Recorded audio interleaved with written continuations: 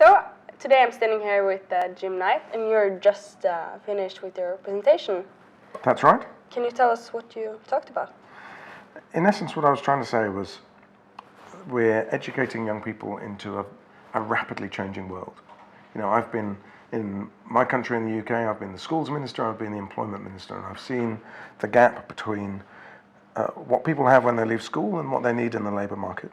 And that gap, to an extent, I think, is widening because technological change, globalisation, and longevity is changing the game in terms of how things will be for young people. So, you know, I went to school with the promise that if I worked hard and got a good degree from a good university, I'd have a job for life with a nice final salary, pension, and pay off my mortgage and all of that. And that's over, really, I'm afraid. I'm now on my fourth career. Young people now, you know, a child born today has a over 50% chance of living to 105. So they'll have a 60, 70-year working life when they need a lifelong relationship with education. They need to have the resilience, the character to start businesses, to close them down, to start charities, to close them down, to work in the freelance economy, to do things very differently to how it was when I left school over 30 years ago. Education hasn't changed enough, and it needs to, in order to prepare people for that future. But what can the schools do to protect that?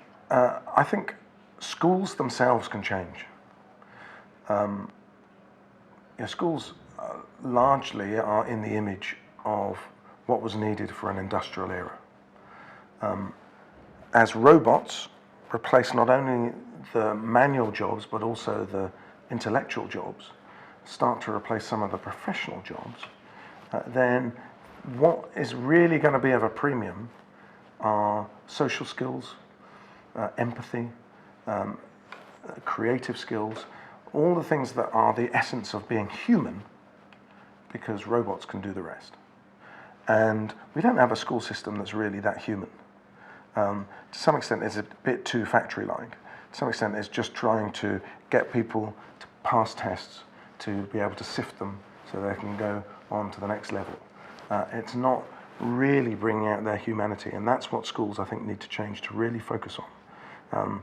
And emphasize the arts, emphasize collaborative working, change the way that we assess so that we can assess collaborative effort as well as individual effort, so that we can assess that sort of performance outcome, not just recall. Recall's irrelevant in the age of Google.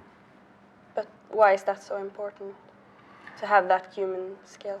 Because of that competitive pressure from robots, from technology. You know, I don't subscribe to the notion that technology is going to take away all our jobs. As long as we chase after a more utopian model, there'll be enough work.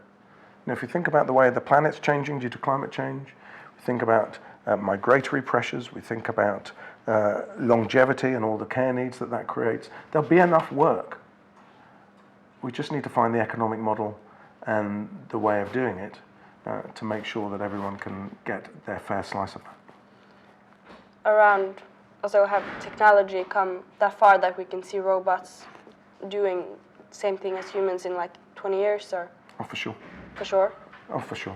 You know, in my presentation, I showed a video of a robot called Sophia who wowed everyone in Austin at South by Southwest Festival in March.